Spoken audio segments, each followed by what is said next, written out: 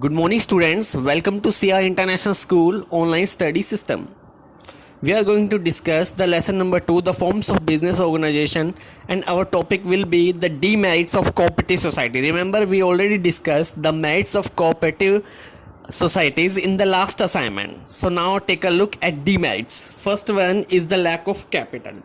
देखिए, जो cooperative organisation होते हैं वहाँ पे जो मेंबर होते हैं वो काफ़ी इकोनॉमिकली पुअर होते हैं, उनके पास पैसा काफ़ी कम होता है और वो लिमिटेड एरिया में सर्वाइव करते हैं. So that's why they can not invest the huge amount of capital, so the capital remain low in the cooperative society. Cooperative society में कम कैपिटल ही रहती है क्योंकि पुअर मेंबर्स होते हैं उनके. So on the other hand lesser rate of dividend is also pay, और जो उन्हें उनकी कैपिटल पर डिविडेंड का मतलब होता है लाभांश मिलना, जो रुपया आपने लगाया उसके बदले आपको फल मिलना, कंसिडरेशन मिलना या डिविडेंड मिलना, और जो लाभांश आपको मिलता है अपनी कैपिटल पर वो भी काफ़ी कम होता है. और यहाँ आपको पता ही, हम पहले भी डिस्कस कर चुके हैं कि rule of 1 member 1 vote apply होता है, ये भी डिस्करेज करता है इसमें इन्वेस्टमेंट करने को. तो कोऑपरेटिव सोसाइटी में बहुत कम लोग इन्वेस्ट करते हैं और जो करते हैं उनके पास रुपया काफ़ी कम होता है. सो लैक ऑफ कैपिटल इसका पहली डिमेरिट्स है. सेकंड देखिए, पॉलिटिकल इंटरफेरेंस. हमने देखा था कि कोऑपरेटिव सोसाइटी में गवर्नमेंट का इंटरवेंशन काफ़ी अधिक रहता है क्योंकि गवर्नमेंट का शेयर भी थोड़ा बहुत इन सोसाइटीज़ में होता है. So since government investing the money it has nominated in the management committees. ठीक है, तो गवर्नमेंट क्योंकि रुपए इन्वेस्ट करते हैं तो गवर्नमेंट की तरफ से मेंबर इस कमेटी में होते हैं जो कि बार बार दखल अंदाजी करते रहते हैं इनके डिसीजंस में as and when there is a change in government. और एक बात और देखिए, जब भी गवर्नमेंट बदलेगी तो दूसरी आई गवर्नमेंट हमेशा चाहेगी कि हमारे सदस्य, हमारे मेंबर्स ऑर्गेनाइजेशन में, कोऑपरेटिव ऑर्गेनाइजेशन में ज़्यादा हो. तो न्यू गवर्नमेंट के आने पर भी मेंबर्स बदलेंगे और उसमें नए मेंबर्स जुड़ जाएंगे जिससे ही कंट्रोल लैप्स होगा. In this way the management of cooperative society start running in political basis. तो बेटे अलग अलग पॉलिटिकल मेंबर्स के आने से इसमें पॉलिटिकल इंटरफेरेंस बहुत अधिक हो जाता है क्योंकि गवर्नमेंट का कंट्रोल भी होता है और नई गवर्नमेंट आती है तो अपने मेंबर्स इसमें जोड़ती है. थर्ड देखिए, लैक ऑफ मोटिवेशन. मोटिवेशन यानी प्रेरणा, अभिप्रेरणा. ठीक है, एक प्रेरणा जो आपको काम करने के लिए प्रेरित करते हैं उसे हम मोटिवेशन कहते हैं.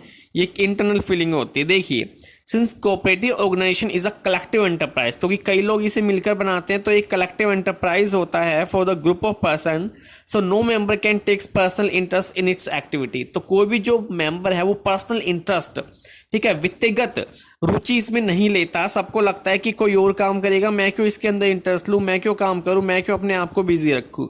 सो in the absence of individual motivation all keep quiet. सब शांत रहते हैं, कोई एक्टिवली पार्टिसिपेट नहीं करता, जिससे कि आपका जो ऑब्जेक्टिव है वो कई बार अचीव होने में मुश्किल आती है, डिफिकल्टीज आती है, तो मोटिवेशन नहीं होती यहाँ.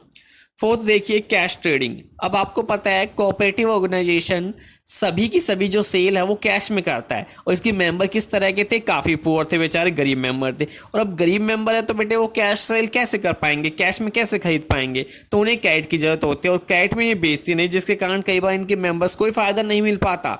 मेंबरशिप आपने ले रखी है फिर भी आपको ही इसका फ़ायदा नहीं मिलेगा क्योंकि आपके पास पैसे ही नहीं है गुड्स खरीदने के. तो कई बार ये दिक्कतों का सामना भी यहाँ लोगों को करना पड़ता है.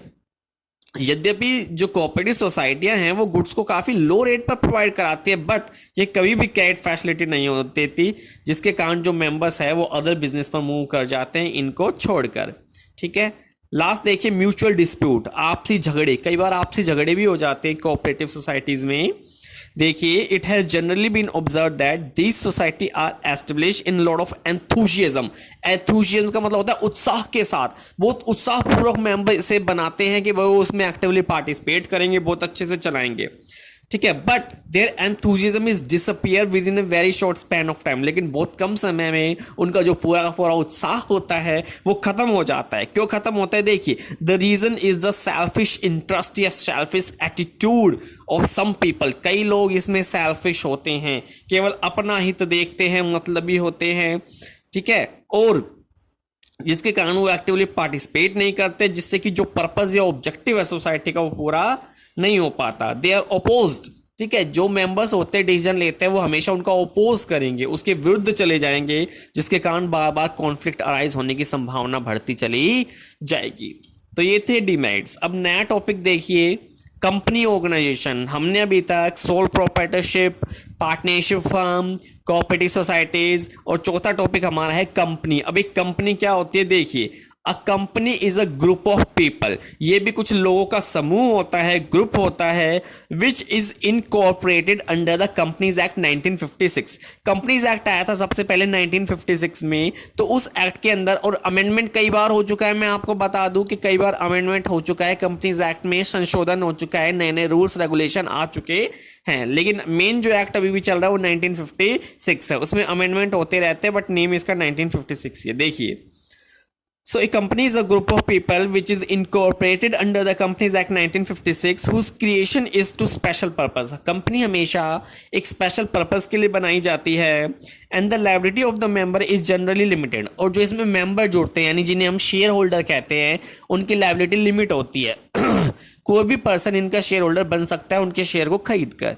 जैसे आपने 50,000 के शेयर लिए हैं तो आप उसके मेंबर बन जाएंगे, और आपकी लायबिलिटी केवल 50,000 तक ही सीमित है। कंपनी आपसे 50,000 रुपये ही मांग सकते हैं, उससे ज़्यादा नहीं मांग सकती, ठीक है। तो यहाँ लायबिलिटी आपकी लिमिटेड होती है।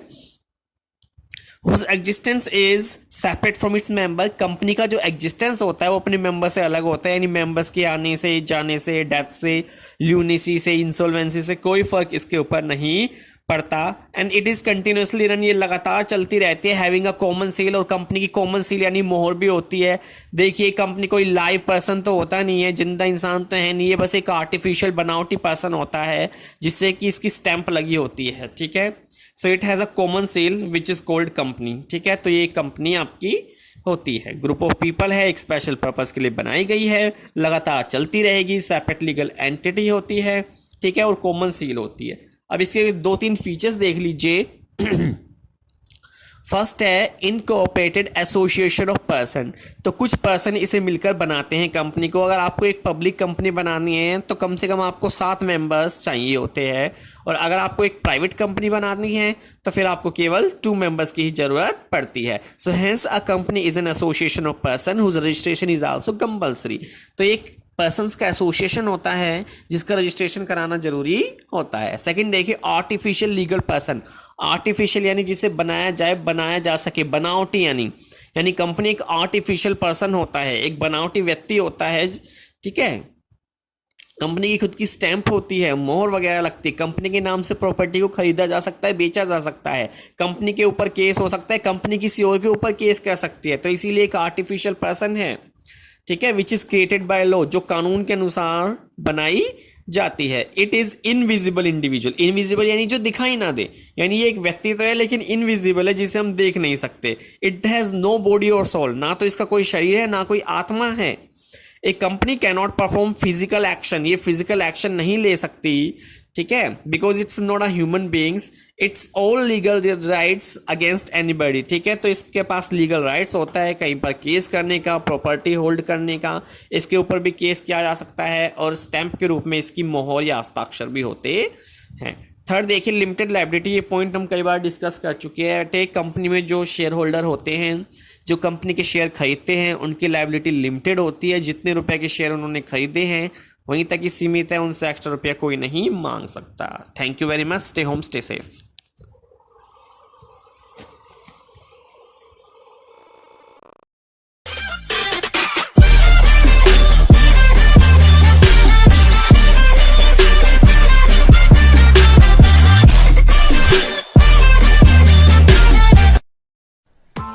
Press the bell icon on the YouTube app and never miss another update.